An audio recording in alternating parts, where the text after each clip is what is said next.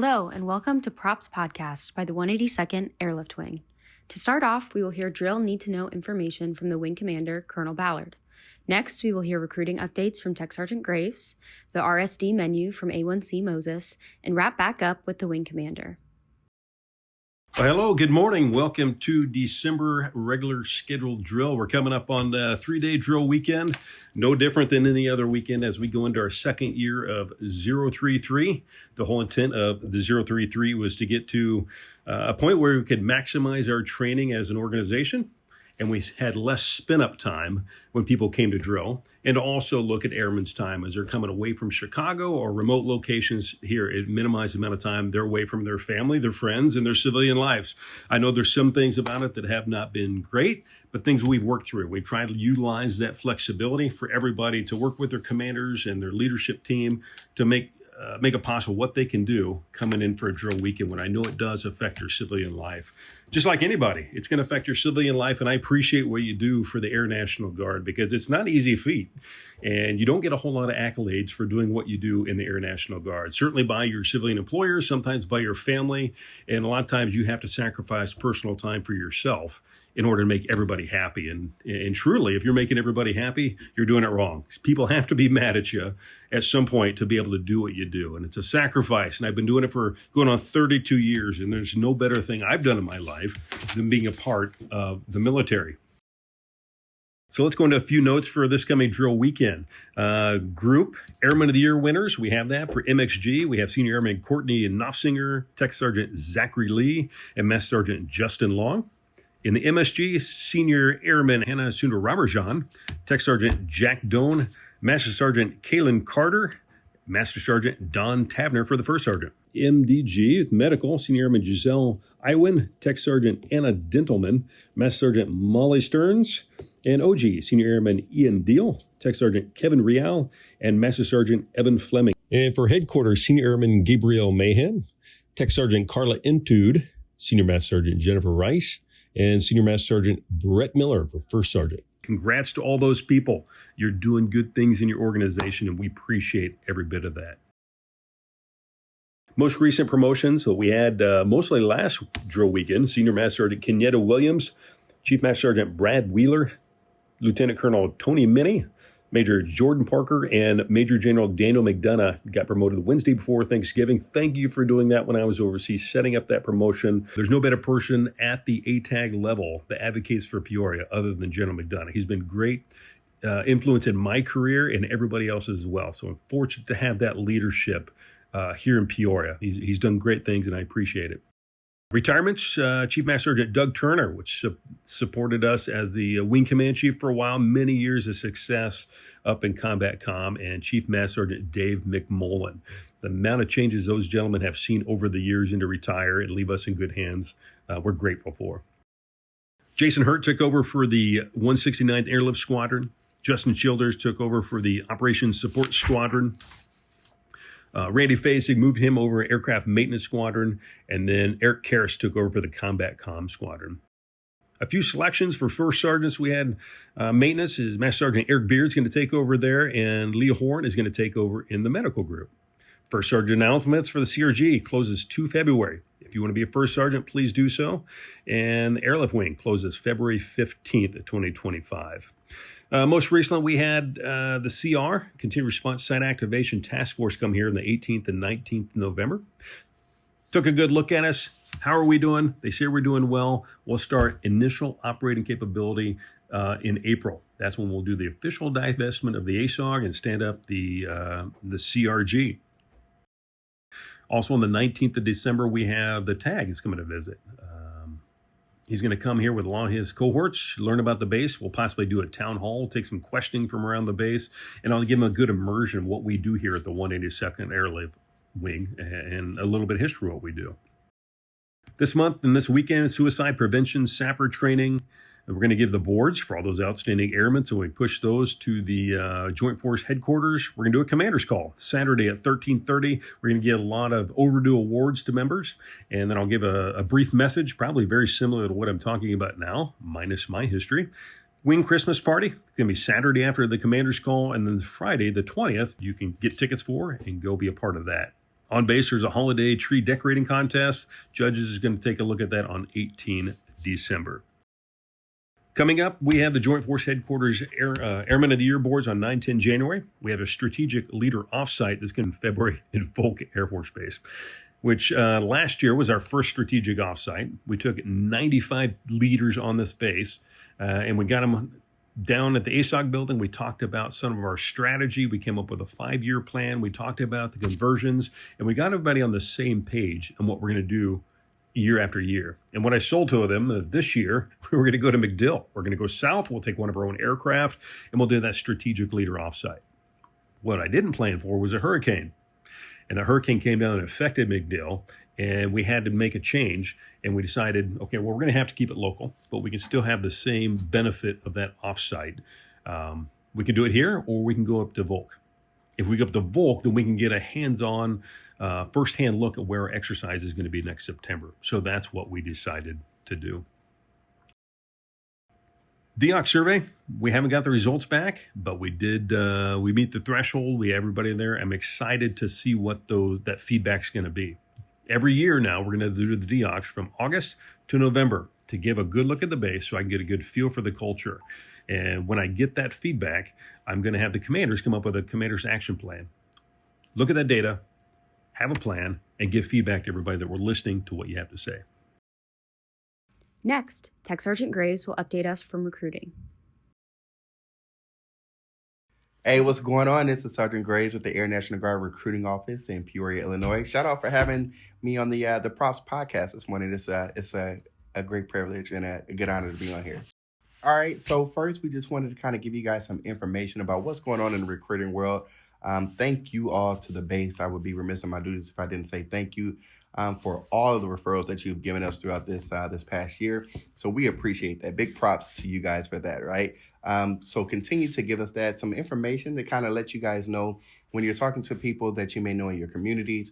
Talk about what opportunities are out there in the Air National Guard. So one of the big things that we have are bonuses. For this fiscal year 25, we have $50,000 enlistment bonuses for non-prior service applicants. So you can have the individual get in contact with us or their respective recruiter, and we can give them information on what jobs have bonuses associated with them. A lot of the jobs right now are going to be in the maintenance world, but we also have some bonuses in client systems, RF transmissions, and then other critical AFSCs that are out there. The other thing that we have are local bonuses, right? So local bonuses are a little bit different than what's on the national list. The national bonuses are $50,000, like we said, and then the local list are $25,000 bonuses. So these are positions that are needed here at our base specifically. And some of those positions, again, you can speak with the recruiters and we can let you guys know what that information looks like.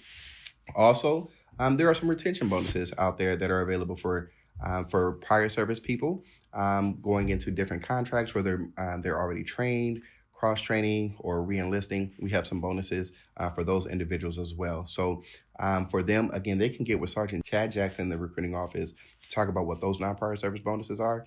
But that's what it looks like for us on the bonus side. And then the other thing, there are some opportunities for full-time employment. Of course, what we do, we're going to recruit specifically for the traditional guard service, right? However, we know that opportunities can come from there, which is great, right? That goes along with retention and individuals wanting to work out here full time. And there are some full-time opportunities now. The other Sergeant Jackson, Master Sergeant Ashley Jackson, has information as far as some of those full-time jobs, as far as what those AGR announcements are, what some of those technician announcements are, and those are even nationwide. There are also Air Guard full-time opportunities that she has information for. So we also have wear days, right? That is we are all recruiters. So we appreciate individuals who are so anxious and so eager to let us know about events. But of course, we can't be everywhere all the time. So we have recruiting toolkits that we can give you all to participate in these events, to hand out information to the applicants or to the individuals that may be at that event. And then, of course, put them in contact with us, right? This wear day will actually put people on days so they can get paid while they're being there. So, of course, we appreciate you volunteering your time, but we also want to put you on the days to where you can get compensated for that day as well. So we are all recruiters. That is something that we've taken advantage of, and we appreciate the base members for doing it. Now, A1C Moses will read us the RSD menu. Good afternoon. My name is Airman Moses from Services. For Friday menu, you will have 4 entrees. First one is beef tacos. The second one is chicken tacos. The third entree is nachos and cheese. The fourth one is vegetarian lasagna. And for your sides, you have Mexican corn, Mexican rice, chicken tortilla soup. And for your desserts, there will be ice cream, cookies, white cake with white frosting. For Saturday, your main entrees to choose from will be ribeye steaks, honey glazed ham, cream spinach fettuccine alfredo. And for your sides, we'll have shrimp cocktail, baked potatoes, meatballs with grape jelly glaze, mozzarella sticks, garlic parmesan roasted cauliflower, candied yams. And for your desserts to choose from, you have ice cream, pecan pie, cheesecake, and mint chocolate cream pie. And for Sunday menu, you have 2 entrees to choose from. The first one is hamburgers, and the second one will be French toast. The sides are scrambled eggs, shredded hash browns, sausage links, Southern-style green beans, and for dessert, there will be ice cream. This last segment is a get-to-know-you session from the voice of this podcast and our top leader on base, Colonel Rusty Ballard. After I did the last podcast, I looked for a lot of feedback of what it is I need to talk about when I get on here, because my intent is to communicate what's going on with the wing, but also to talk about what it is that goes in these positions, because a lot of people are sacrificing a lot of time and effort to make this base happen. And it's certainly not me that's making it happen, but it's highlighting what everybody else is doing. But to go back to that, some of the feedback is to talk a little bit about myself, how I got in this position. And you know, that's easy for me to do right now because I'm coming off of an exercise, Silver Arrow. So I got to go be a crew dog, go be an aircraft commander and fly the C-130 around the world over the last few weeks. And to get really into the core of why I loved being part of the 182nd Airlift Wing from whenever I came over here. We went over to Silver Arrow back in the middle of November. It's an exercise where we support, with a few C-130s and air crews, the European theater, flying around missions. And just in the last couple of weeks, I've been to Canada, Iceland, Scotland, England, Norway, Latvia, Austria, Luxembourg, France, Switzerland, Spain, Greece, all these different places, as we utilize that tool of a C-130 to fly missiles around the European theater, to fly MQ-9 Predators, to fly supplies, to support the Army, Navy, airmen throughout the world with C-130s out of little old Peoria in the cornfields. And I had the time of my life. One of the best things I've done in my professional career is to fly a C-130. If you look what it takes to get that C-130 off the ground, but all the different AFSCs on this base, and see it happen on a crew of 6 different people that generally never fly together, and you put them together to accomplish a mission, there's no greater satisfaction for me as a pilot to do that. And I have a lot of flying experience. I've flown over 40 different aircraft between civilian and military, and there's just nothing better than flying a C-130H model. And I just absolutely thoroughly enjoy it.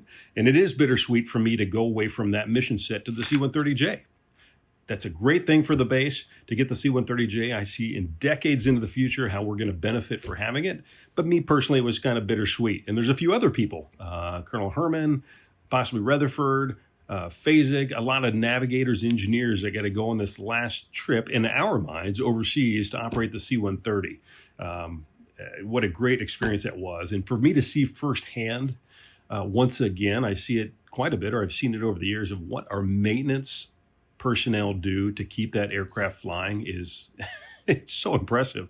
And if you look at the banners in the hangar of what they've done over so many years, being the number one C-130 maintenance organizations in the military, and when you see it firsthand happening, it's awe-inspiring. And Pete Schusler, I think one day I talked to him, he had 156 different texts to fix one issue on an airplane. That's amazing. And to take that amount of information and to coordinate with the people that are really hands-on. I remember talking to Will Jenks when we were in Spain at the hotel, and he's working a brake issue on one of the planes, the troubleshooting that he had to go through to figure out that problem, to make sure that plane could continue to fly. Because the mission set that we had to get done was supporting the Middle East. It was supporting the European command to make sure that that mission happened. And I'm trying not to go into too many details of what was in the back of the aircraft to make that happen. But it was just fun to watch, fun to be a part of, fun to represent. And I know that every organization on base has just an important mission as that. But as my core AFSC, that's what I was able to do the last few weeks and really enjoyed my time there. When I got into this organization, I spent 11 years in the Army National Guard before I came over to the Air National Guard. So if from the outside, it may seem like, well, whoever's sitting as the wing commander is somebody that's been destined to be there from the very beginning of time. And that's not the case. And I'm surely not the case for me. I got in the Army National Guard when I was 17 years old. And I had no plans to do so. I remember being at the high jump pit. My buddy Steve McKinney didn't show up for practice. And so when he did, I just teased him, where in the hell are you at, Steve? Well, I'm getting in the Guard. I didn't know what the Guard was. And so he told me about the college benefits in a week and a month. I'm like, you're kidding me. I don't see that happening. But that afternoon, I went to that Army recruiter, and he told me all about it. And I signed up as soon as I possibly could. And I got enlisted. I saw there was a helicopter unit in the Decatur Army National Guard unit. I said, well, he said, you could work on those. I said, I'd absolutely love to do that. So I graduated high school. I go to basic training. I do well there. I get on a bus and go to Aberdeen Proving Ground in Maryland. And I get there, and I see a sea of tanks in this museum. And I go to class the next day. And they said, okay, you're going to be a 52 Charlie. I had no idea what that meant. So I raised my hand, and I say, okay, what's a 52 Charlie? He's like, Private Ballard, sit down. Quit being a smart aleck. Okay. So then he comes up, and what's a utilities equipment repair? I said, okay, do they do that in helicopters? Long story short, no, I became a universally certified air conditioner mechanic for 4 months. And then I moved back to Decatur, Illinois, and they saw what I had gone to school for. And like, well, why did you go there? We don't have air conditioners in helicopters. I'm like, I tried calling over the last 4 months to tell you that, but you guys wouldn't listen to me. And I said, okay, well, you're going to go away for 7 months now to be a crew chief in the Army, or on the helicopter. I'm like, I'm not going to do that. I'm going to go to college, just like I signed up to do, but I still want to do my job. So if I can go some other places to work on air conditioners or generators, whatever you need to be, I'd be happy to do that. So my point being there is I didn't exactly do what I wanted to do. And they put me in a closet in the Army counting sleeping bags. And you can imagine being a young kid, 18 years old, I had a lot of energy. And I got in a lot of trouble at the time. I was misdirected and didn't know what I was doing. So I did that for a few years, to the point that they didn't want me around, to be quite honest with you. And I was going to college, but I was just misdirected. I didn't have direction of where I wanted to go, and nobody was really grabbing onto me. Fortunately, the NCO at the time that was over me knew me from high school and knew I was big into sports, and that I was, in fact, a good person, just kind of misdirected. So when I was at Carbondale, in that phase of my life, I met somebody down there that told me about Officer Candidate School. And I asked him about it, and I said, why do you do that? He goes, I love it. I want to be a part of the organization. I thought it'd be a good opportunity to commission. And I said, yeah, but I hate the National Guard. I want nothing to do with it at all. And then I told him my experience, and some story I can share at another time, of just why it was so frustrating to me. But I took what he had said, and I said, how do you get an officer candidate school? He goes, well, you take a memo, you bring it to your commander, and you get him to sign it, and then they release you to go to this 18-month program, which is a week and a month, and then you spend 2 weeks in the summer twice with the active duty Army at Fort Benning, Georgia, to go through officer candidate school. So I did just that. I went to my commander that following Monday. I actually shaved and shined my boots and so forth and looked presentable. And I went to the CSS at the time, which is just on the other side of the wall of this very senior old man, a captain at the time. I say that facetiously. And I remember hearing him on the side of the wall when he saw the memo. And he says, Specialist Ballard wants to go to officer candidate school? And she goes, yes, sir. And he vividly said, well, does that mean he'll go away? And she goes, yes, sir. And he signed it, and that's how I got an officer candidate school. So I wasn't destined to be an officer. It was pretty much them trying to get rid of me. Thank goodness they did.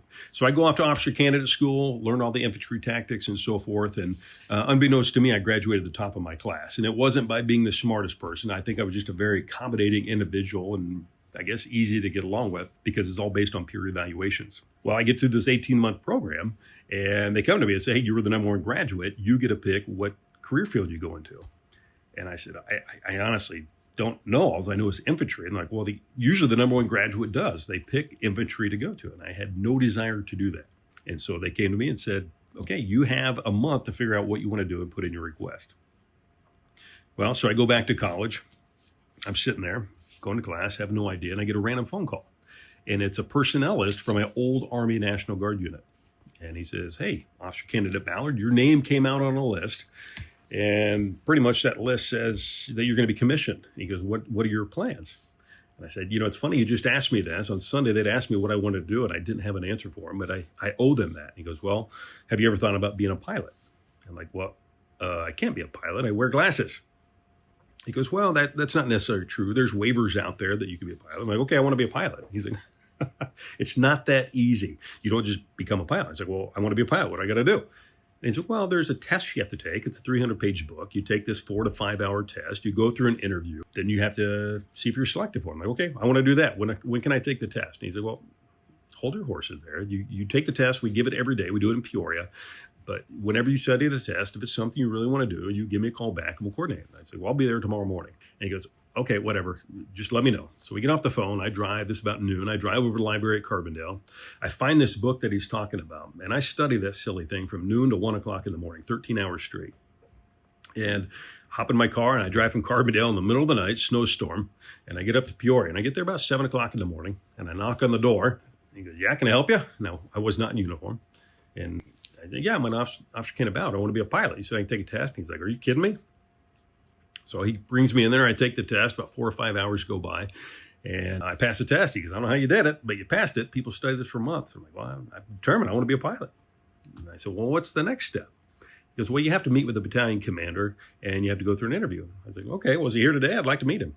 He's like, no, you don't understand. You look like you're terrible.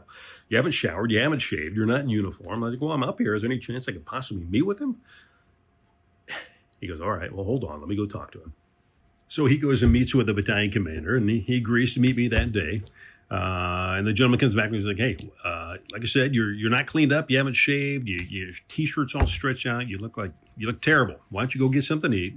Come back, meet us at 1 o'clock. So I go and get some biscuits and gravy at the local Hardee's here in Bartonville or something like that. And come back, and he has me go in to meet the battalion commander.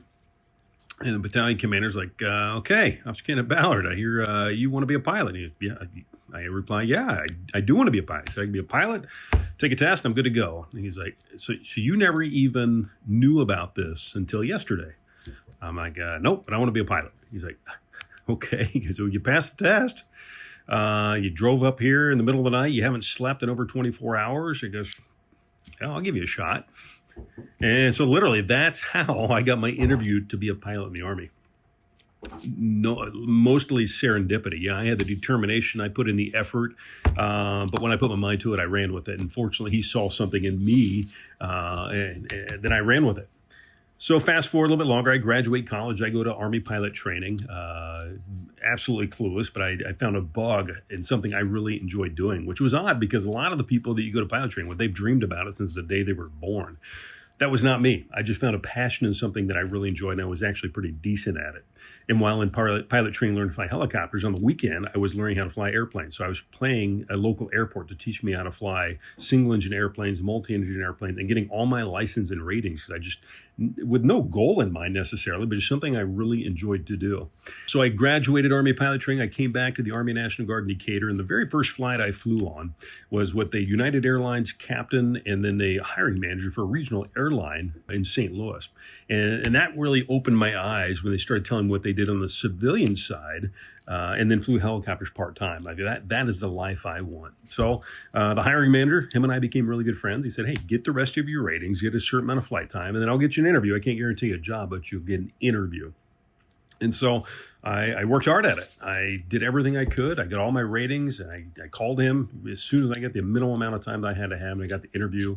I did well at it. I got the job. I made it through training, and I'm like, oh my goodness, life has taken off. I'm as excited as I could possibly be. I have 2 dream jobs that I love. And then 911 happened. And not even a week later, I was digging ditches for a landscaper. I was waiting tables at an O'Charlie's restaurant, and I was flying helicopters part-time. So it slowed me down, and then I went on call for the Black Hawk to be deployed wherever it could go. So just keep my head above water a little bit, trying to survive and flying helicopters every second that I possibly could. And that's what I did for about a year and a half. We continued to train in the Black Hawk. We did every scenario we possibly could to prepare ourselves to deploy. I got some PME done. I went in residence for 6 months at Fort Rucker, Alabama. Army Aviation Captain's Career Course is what it was called. And during that time, they looked at me and said, hey, we want you to be commander here shortly of an aviation company, but then we want you to be a staff officer and move up the chain of command, and you're pretty much going to be done flying.